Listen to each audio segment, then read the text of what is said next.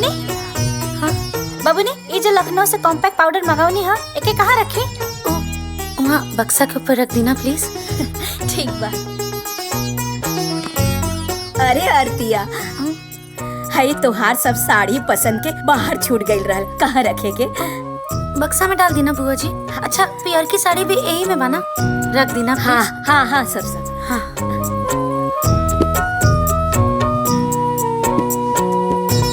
आरती, बाबूजी के एटीएम और पिन एक डायरी में लिख दिया, ठीक बना? पहले से ही लिख दिले बानी भैया, लल की डायरी में। अरे वाह हमार बहन। हे आरती, उस सब खेत के खतियान कहाँ रख ले बाड़ू? पापा आपके कबाट में ऊपर वाला दराज में रख ले हैं। अच्छा ठीक बा। बिटिया, ये तोरी नानी का आखिरी निशानी है, एकरा के संभाल के रखिया। राम जाने का होई, जब तक तू रह लो ना हमरा के कोनो टेंशन ना रह दिया बिटिया।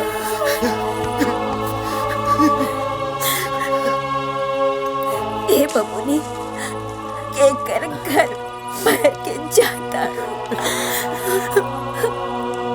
मम्मी पापा के।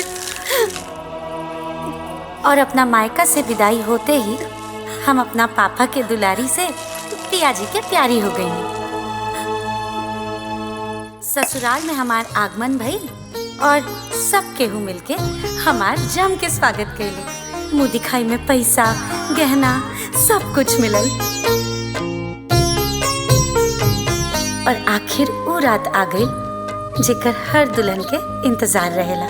पियाजी के प्यार मिलल और नया जीवन की शुरुआत हो गई। अरे आवा आवा, तू देखा। अरे लाजात काहे बाड़ू? हे नहीं आवा, ई देखा। अरे एजा आँख फाड़ फाड़ के का देखा ताड़ू जा? ई कुल हमर समझियाने से आयल बाटे। देखा बोले के त ना चाही, लेकिन ऐसा समझियाना ऐसा पतो पाके हम धन्य हो गई।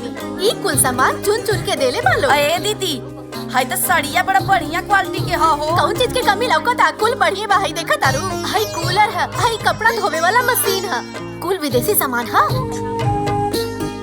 ए दीदी, हाय ता तेलवा बड़ा निमन लागता। एमे छपलका फटुआ में केसिया लंबा लंबा बा। कहनी है ना कुल विदेशी ना। हाँ हम ले ली का? हाँ तो रख लेना, पूछत का बाड़ीस। हम दीदी ले लतानी। रख ले, सोचत का बाड़ीस। हम दीदी ले लतानी। रख ले, तोरे ना। केहू के कोनो संकोच करे की जरूरत नहीं के, जे जोन चाहो पसंद होके तो ले ला। उड़ी बाबा। अरे ले ला जा। तू आवा आवा।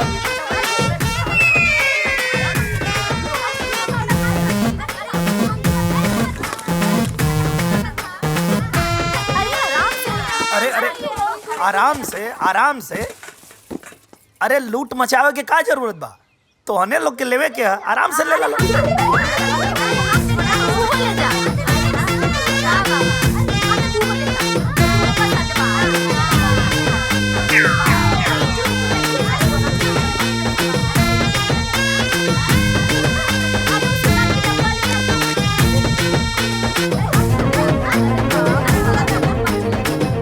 तोहार नैयर के सामान कुल ले ली सर।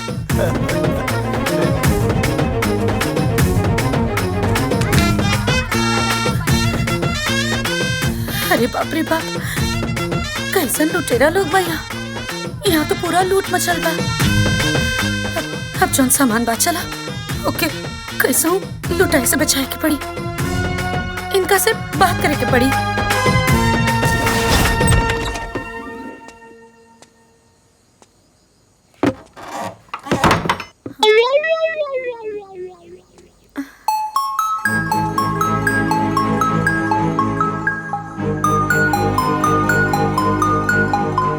अब सोचा मत, कह दे अपना मन की बात।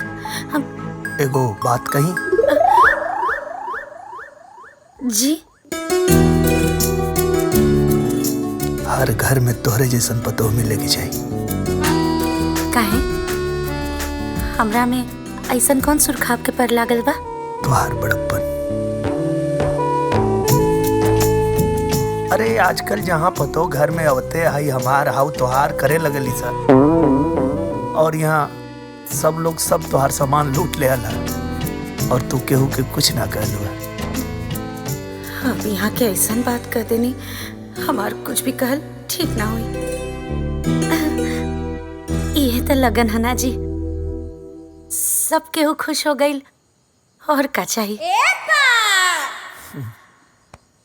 अब हमके भरोसा हो गई कि हमरा घर के तू अपन घर समझ के एकदम से संभाल ले।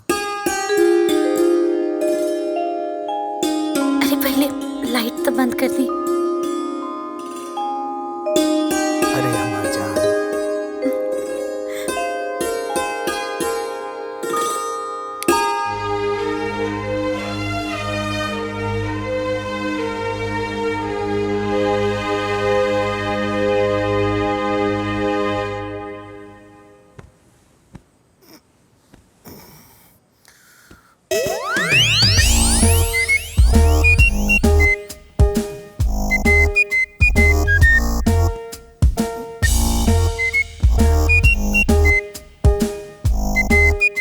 इतना रात के उठ के कहाँ चल गई?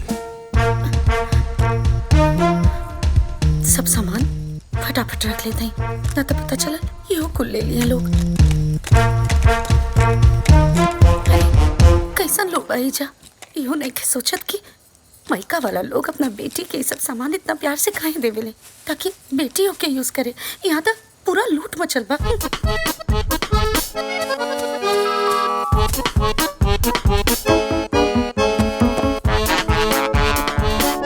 आरती, हाँ? ये सब का करता रू भोरे भोरे? कहा ना सब कुछ बिखरल रहे था, सरिया के रखत रहनी, अच्छा ना लागत रहे ना। हाँ, ये ठीक करता ना तो पता चलल साड़ी के और के दिया लोकर ब्लाउज के और लेके चल। अच्छा अभी लेन देन और ही चली का? अरे अभी 6 महीना ले चली। सेट कर बढ़िया से सेट करके रखा। 6 महीना?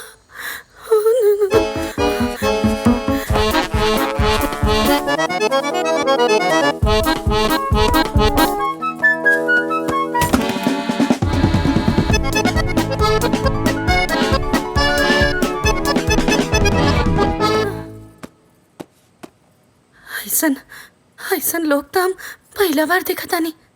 बाप रे बाप, कैसन लोग बा। अरे हमरा मायका में हमार भाभी भी बिया करके आईली, बाकी उनकर केहू बिंदियो ना छोला सा। और यहाँ तो और 6 महीना तक लूट चली। हे भगवान, फटाफट सब कबर्ड में लॉक करके रख देते हैं, ना तो पता चला सब गायब हो जाए।